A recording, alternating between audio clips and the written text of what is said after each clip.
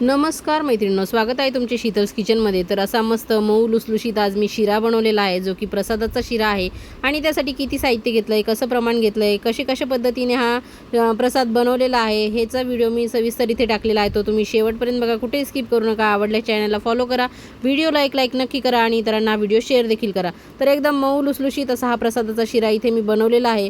तर शुद्ध सात्विक मनाने आपण जेव्हा हा शिरा बनवायला घेतो ना, तर त्याला आपोआपच प्रसादाचं रूप प्राप्त होतं आणि मस्त असा हा एकदम छान मोकळा असा शिरा तयार होतो। तर बिलकुलही चिकट न होणारा, गिळगिळीत न होणारा आणि कशा पद्धतीने आपण एक टिप याच्यामध्ये फॉलो केलेले आहेत ते इथे मी तुम्हाला दाखवलेलं। तर तूप इथे मी सव्वा वाटी टाकून घेतलेलं आहे, त्यातलं थोडं बाजूला ठेवलं आहे आणि दूधसुद्धा उकळायला ठेवलेलं आहे।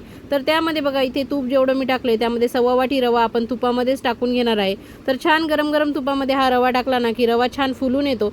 आणि इथे बघा, एकदम मंद गॅसवर आपल्याला हलकंच इथे रंग बदलेपर्यंत रवा भाजून घ्यायचा आहे। खूप जास्त याला डार्क कलरवर भाजायचं नाही किंवा गॅसची फ्लेम मोठीसुद्धा करायची नाही। एकदम मीडियम टू लो फ्लेमवर आपल्याला हा रवा चांगला इथे 10 ते 15 मिनटं भाजून घ्यायचा आहे आणि त्याचा रंग बिलकुलही बदलू द्यायचा नाही आहे आपल्याला। तर इथे बघा, सुरुवातीला हा रवा थोडासा असा घट्ट वाटतो किंवा मग आपल्या उलथण्याला थोडासा जड वाटतो आणि नंतर बघा, जसं हा रवा छान भाजायला सुरुवात होते ना, तर मस्त हा रवा एकदम हलका असा होतो। तर तुमच्याकडे सुद्धा असा हा श्रावणात प्रसादाचा शिरा बनवला जातो का? तर आमच्याकडे तर श्रावणामध्ये सत्यनारायण केला जातो, त्यामुळे प्रसादाचा शिरा हमखास बनवला जातो आणि आमच्याकडे लहानांपासून मोठ्यांपर्यंत सगळ्यांना आवडणारा हा प्रसादाचा शिरा आहे। अगदी काही पूजा वगैरे नसली तरी एखाद्यास खावासा वाटला तरी आम्ही हा बनवून खातो, इतका हा आमच्याकडे सगळ्यांना आवडतो। तर इथे बघा, आता हळूहळू तूप असं छान याच्यामध्ये मिक्स व्हायला लागलं आहे आणि इथे बघा, रवा आणि तूप एकदम चांगलं एकजीव झालं आहे आणि असा रवा हलका झाला आहे बघा। तो छान असा भाजायला लागला की हलका होतो आणि आपल्याला देखील उलथणं त्यामध्ये फिरवताना जाणवतं की रवा आता छान असा हलका फुलला आहे म्हणून। तर अशा पद्धतीनेच हा रवा इथे भाजून घ्यायचा आहे। तर यामध्ये मी सुकामेवा टाकून घेतला आहे। तुम्ही सुरुवातीला डायरेक्ट तुपामध्ये सुकामेवा चांगला इथे म्हणजे तळून घेऊ शकतात तुपामध्ये। तर मी इथे काजू बदाम मनुके वापरले, तुम्हाला आवडतील तो सुकामेवा तुम्ही इथे वापरू शकतात। तर अशा पद्धतीने हा गरम रव्यामध्येच मी भाजून घेणार आहे। तर इथे बघा, गरम रव्यात आणि गरम तुपामध्ये हा सुकामेवा चांगल्या पद्धतीने भाजला जातो। तर तुम्ही सुद्धा माझ्या पद्धतीने एकदा हा प्रसादाचा शिरा बनवून बघा, नक्कीच तुम्हाला आवडेल। किंवा तुम्ही सुद्धा माझ्याच पद्धतीसारखा बनवत असाल तर ते सुद्धा मला कमेंट करून सांगा, किंवा तुम्ही काही वेगळ्या पद्धतीने बनवतात का ती सुद्धा तुम्ही रेसिपी मला शेअर करू शकतात। तर अशा पद्धतीने इथे बघा, मनुके छान फुललेत म्हणजे सुकामेवा सुद्धा आपला छान इथे परतल्या गेलेला आहे।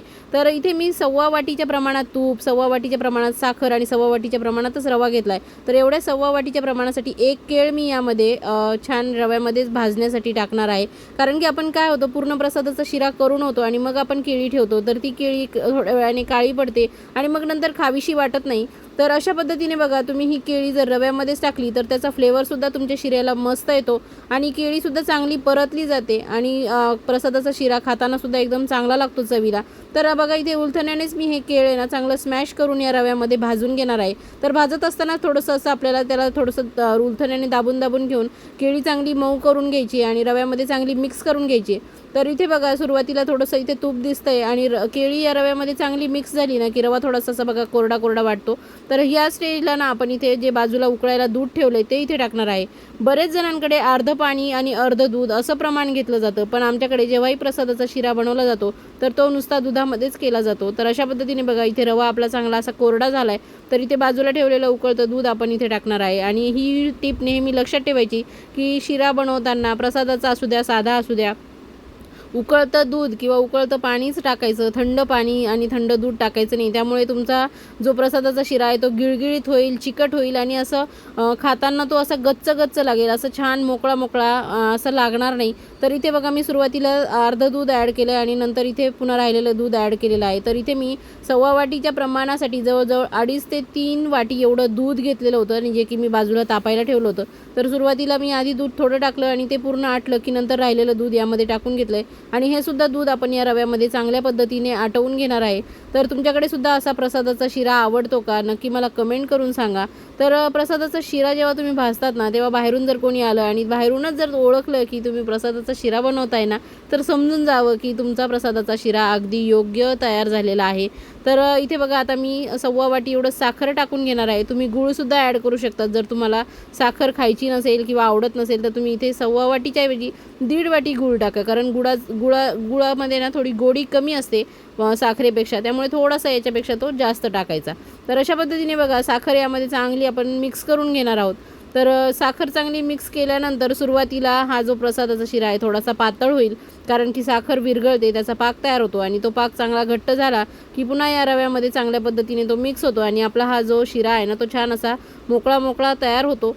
तर तुम्हाला माझ्या पद्धतीने करून बघायचं असेल तर एकदा नक्की ट्राय करून बघा आणि तुमच्या घरच्यांना असा प्रसादाचा शिरा करून खाऊ घाला. तुमच्याकडे सुद्धा सत्यनारायणाची पूजा केल्यावर तुम्ही असा प्रसादाचा शिरा नक्की ट्राय करून बघा आणि माझी रेसिपी आवडली असेल तर नक्की मला कमेंट करून सांगा. तर इथे बघा, सुरुवातीला इथे मी तुम्हाला सांगितल्याप्रमाणे थोडंसं इथे आपलं हे जे प्रमाण आहे ते असं पातळ झाल्यासारखं दिसतंय बघा शिऱ्याचं. आणि थोड्या वेळाने बघा छान परतून घेतल्यानंतर अगदी मोकळा मोकळा झालेला आहे. आणि सगळ्यात शेवटी मी इथे वेलची पूड ॲड केलेली आहे. तर इथे बघा, आता मी तुम्हाला परतत असताना दिसत असेल की कढई सोडतोय आता हा शिरा एकदम. तर एकदम मस्त असा आपला हा योग्य प्रमाणामध्ये प्रसादाचा शिरा तयार झालेला आहे. तर एकदम आम्ही तर लहान असताना आम्हाला इतका आवडायचा ना हा प्रसादाचा शिरा, तर आईला आम्ही आवर्जून बनवायला सांगायचो. तर इथे बघा तुम्ही मस्त आता याला छान चकाकीसुद्धा आली आहे आणि कलरसुद्धा एकदम भन्नाट आला आहे आणि सुगंध तर तुम्हाला काय सांगू, इतका मस्त दरवळतो आहे घरामध्ये. तर इथे बघा मी तुम्हाला जवळून दाखवते की असं साईडनी बघा तूप सुटायला लागले त्या शिऱ्यामधनं. तर अशा पद्धतीने प्रमाण घेतल्यानंतर एकदम परफेक्ट असा हा प्रसादाचा शिरा तयार होतो आणि राहिलेलं तूपसुद्धा मी इथे टाकून घेतलेलं आहे. तर नक्की माझ्या पद्धतीने बनवून बघा, खा प्या मजा करा.